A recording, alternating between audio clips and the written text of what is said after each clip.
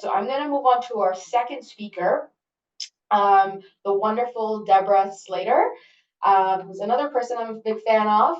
Debra has been working as a personal support worker for more than 15 years and is currently working in a hospital. She is the coordinator of the Empower PSW Network. The Empower PSW Network is a policy network created by PSWs for PSWs to advocate for fair compensation, more permanent full-time jobs with benefits, and empowerment of workers to prevent workplace discrimination.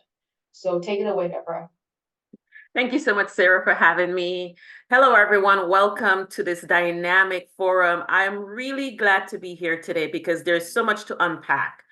But because of limited time, I'm going to put it into a nice little package for everyone. So as Sarah said, my name is Debra Slater, and I am a personal support worker as well as the coordinator for the Empower PSW Network. And I've been in this field for quite a while. And I resonate so much with what Brigitte was saying about, the workload. The workload for PSWs are astronomical. Like, it's so huge. The workload alone makes us feel so emptied sometimes. We're so depleted. And it comes from the care that we provide every day for our patients. We are the pillar of our healthcare. And as I was talking to Sarah the other day, and I said, Sarah, can you picture a healthcare industry where there are no personal support workers? And I even asked that question yesterday in one of our meetings, and the person said, I don't even want to picture that because that would not be a good healthcare system at all. And I agree, because healthcare is such a wide factor as well. It's not just people who are sick. There are people who need rehab. It extends so much, and it needs so many workers to really facilitate that. And so PSW are the heart of our healthcare system. Our services to healthcare sectors are very critical to our patient care. Our role extends from personal care to companionship to assisting nurses with medication, because some patients are more, they build that rapport with certain PSWs and they feel more comfortable taking any kind of care provided to them from those PSWs. But the disheartening part of all of this is that PSWs are not being paid what they're worth. And there's not much to support them when it comes to wage disparity, when it comes to paid sick days, zero of that. Now, how can you go into a workplace if you're sick to take care of the sick? How can the sick take care of the sick? It makes no sense. And so we have PSWs who don't have paid sick days, having to pretend that they're not sick to go into a workplace and then make everything worse, all because of no paid sick days, and they can't afford to lose wages. And that's not fair. And the government really need to highlight that a lot in terms of how do we get our workers to be more comfortable, to be more healthy. And honestly, it starts from the top. The government and even employers really need to pull their socks on this one, because I've worked in, especially like in the community centers, like in the community environment, when you go into a home, and let's say you work for an agency, some agencies don't provide you with, the full healthcare, the full PPEs and everything. And some of us, when I worked, I had to buy my own PPE, and I don't get reimbursed for that, right? But because my health is important, I make sure I protect myself. But when you get into some of these homes, the PSW job now become like a merry maid, you know? The person doesn't even want the personal care. They just want the laundry done. They want, and their families living in these homes with these patients. They want their laundry done. They want their dishes done. You have to wash, dry, and fold, and then you clean the house, you clean the bathroom. And at some point, I have to ask, what is my role here? How am I supporting you? Right? But it doesn't matter because we need the money and we go out and we work, right? And so in the healthcare industry, PSWs are really not treated fairly right across the board. I mean, there are ones that works for the government, and if you work for the government, you work like in Fairview Homes, and those ones are, you get your full pay of what, $31 an hour, you get your full benefits, and that's fine. But what about those ones that work in the communities? What about those ones that work sometimes with agency? And as Brigitte mentioned, sometimes they're on their way to a job and they get called. We don't need that services anymore. So now you're out of a pay. You've already prepared for childcare. You've lost money there. So how do you come back all of that, right? And not to mention the working conditions. And I tend to think that differs from organization to organization. It all depends on the facility and how they structure things for their employees. Like in the hospital where I work, I really don't have any concern there because the work is not overpowering, but the pay is okay. The only thing, I don't get paid sick days. And I want paid sick days. I want the government to know that I deserve paid sick days because I can't be sick going in to take care of sick patient. It makes no sense. And so there are others who are working outside in agencies and long-term care homes that don't get, because we have temporary full-time, temporary part-time. Temporary contract work really doesn't pay. It doesn't. There is no security in that. There's a huge wage disparity between them as well. Working for $16 an hour, $17 an hour, you have to factor in rent, you have to factor in transportation, plus essentials that you need, maybe daycare. And you're not getting a raise unless the government raise minimum wage. And that's sad. You shouldn't have to wait for minimum wage to go up for you to get an increase in your wage. Because you went to school, you've paid about what, $2,500 for this course, whether it's a 6 months or a year, you come out worth. And that needs to change. The 10 paid sick days for me is essential because I know of a lot of people during the pandemic, nobody really knows about what PSWs were going through. As Bridget said, nobody knew what nurses were before the pandemic. Same thing for PSW. Nobody really knew PSW and the kind of work that they had to go through and before the pandemic. But the pandemic kind of exposed all of that to the public to see the working conditions. I remember when I was working during the pandemic, they were given PPEs, and some people were donating some, some were being brought in, and there were two kinds. And as an African American woman, I kind of look at it like, okay, so why am I being given the plastic PPE while the other ones get the nice cloth, comfortable, the way your skin can breathe? And I brought that to the attention of one of my manager, and she said, "Oh, I'm sorry, Deborah. We just have to finish using those ones before we get." I said, "But other people are using the other ones already. Why don't we all use the same one that I'm using? If it's like that, and then we all use the other ones." And she's like, "Well, I'm sorry that you feel that way." No, you see, and that's the thing.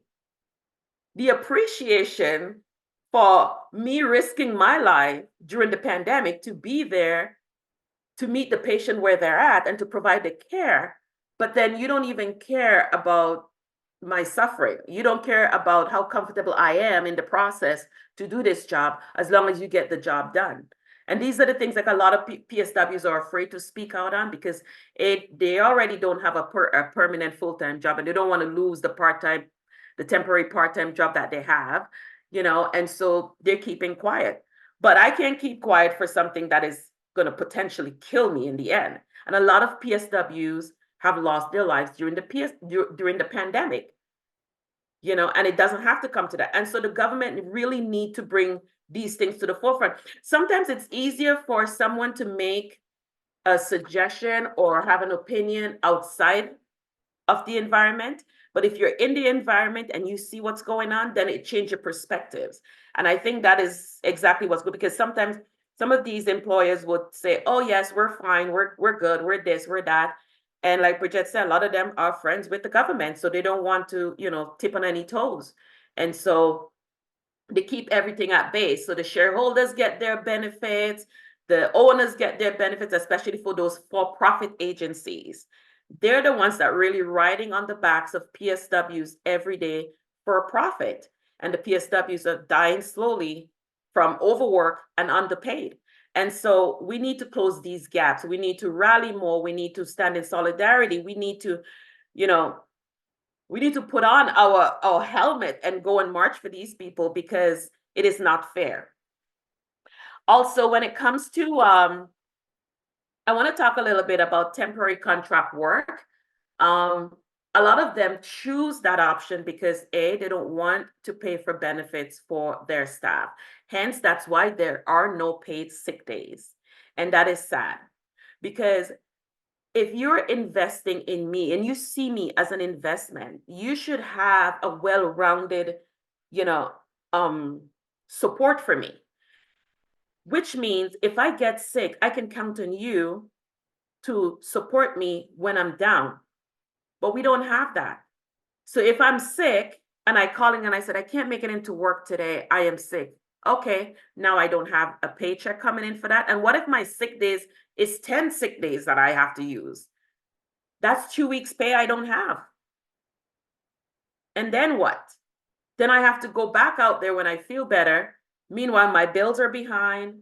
I'm late in my rent. I can't put food on my table. And that's not right. Now, to get in a full-time position is so hard. It is so hard because again, they don't want to pay out what they don't want to pay out. So keeping you temporary, and the funny thing is, they're only hiring these temporary workers as coverage for the full-time employees that are not able to make it in. So if a full-time employee is sick or she's on vacation or whatever the case may be, then they'll use the temporary workers to their fullest until that person comes back. So we're just a stand-in person when we're on these contract bases. We're not really a valuable asset to them in the sense of, yes, we see you, we understand what you're going through, and here's what we're going to provide for you. No, we're just filling in the gaps anywhere that they need that hole to be filled. And so we got to break away from that as well.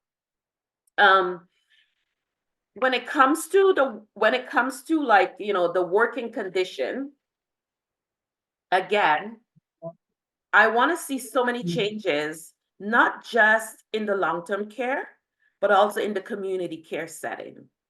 Because some of these homes that PSWs are going in, they are being abused a lot. They are being abused. I worked in personal homes where the patient is not very kind. The family's talked down to you, you know, even in the long-term care. And in this case, patients have the right, not the workers. Patient have the right. It's like a customer care process. You know, the customer is always right. You know, a patient can spit on you. Like the other day, I was working at the hospital. I was doing a one-to-one, and this patient, you know, they've had many problems with her, and she saw me, and there was so many things that was thrown at me. She spit on me, she kicked me, she scratched me, she used profanity, racist comments, and I can't do anything about it. You know, I can't do anything about it. And I turned around and I said, you know what? I love you. Oh, and it starts. And so I can understand, like, and they say, oh, you know, that's just the way she is. But my supervisor was there. And the interesting thing was, it wasn't really documented. It wasn't documented. So at the end of my shift, I went to her and I said, you didn't document that situation that just happened back there. She goes, oh, we're full of documentations from her. We're going to do something. I said, but that's a different, what your documentation have doesn't include me, right? On paper. So she didn't really deal with that properly. And I said, when I go back to work next time, I will speak to my supervisor about that. But again, these are the things that PSW go through on a daily basis. One of my coworker is home right now because a patient literally broke her arm. And she is temporary and she has no paid sick days. So now WSIB get involved, and, you know, and she's calling every Debra, honestly, like, what am I doing with my life? How can I work for a company that doesn't want to hire me full-time, and now I get hurt? I am not getting nothing from them. And this is where I stand with that. Like, we need to have paid sick days. Like that would be my ultimate campaign slogan, paid sick days right now until we get paid sick days. Because I know a lot of PSW needs it. They really, they need it. Like it's not even a question. And a Thank lot you, of Debra. PSW said to me, they prefer to have paid sick days even more than a pay increase because they know how important that is. And so we're still on the fight for PSWs to get a better wage and paid sick days and just better working conditions. And we're not asking for a lot because we are the pillar of our healthcare system. We give so much to our healthcare team. You know, we're in the ER, we're in the long-term care, we're in the home care setting, we're everywhere. We're everywhere there is health issues, PSWs are there. And when we listen to the news, they're forecasting how many more healthcare services are going to be needed in the next coming years. So, you know, PSW are among them, if not the most. And nobody's trying to go to school to become a personal support worker to be treated unfairly, you know, because they believe in building a strong healthcare system. And I think that's why most of them join the healthcare field, to build a stronger healthcare system. But instead they're being deprived from what they're worth, and that's not fair. And so that's why we have the Empower PSW Network, which is an advocacy network that advocates for the rights of PSWs, whether it's in wage disparity, paid sick days. We're also advocating for, you know, better working condition, full-time position, and also, you know, we talk about discrimination because a lot of PSWs are being discriminated. They see PSWs as they say, shit cleaners. You know what? One patient said that to me before. Oh, you're not even a real nurse. You're just a shit cleaner. And then I literally said to the patient, I am so sorry that you find my job so disgusting, but yet I am here supporting you. I am here supporting you where there's nobody else supporting you. Yeah, you're getting paid to do that. So what? And these are the kind of disrespect that we go through. For what? We're not getting paid for it properly. We're not getting paid sick days. We're not working in healthy environments. You know, so all of these things affect our mental health. And there's not even a mental health day for PSWs or even for healthcare. You have a problem at work, you deal with that. A lot of people call in sick because the day before was just too much. I'm not going to work today, you know, because even if they complain, there's nothing to be done about that. And so in our system, it is so broken and we need to fix it. And it starts with the government and it starts with employers. And if that doesn't happen, then we're just going to remain a broken healthcare system. Thank you.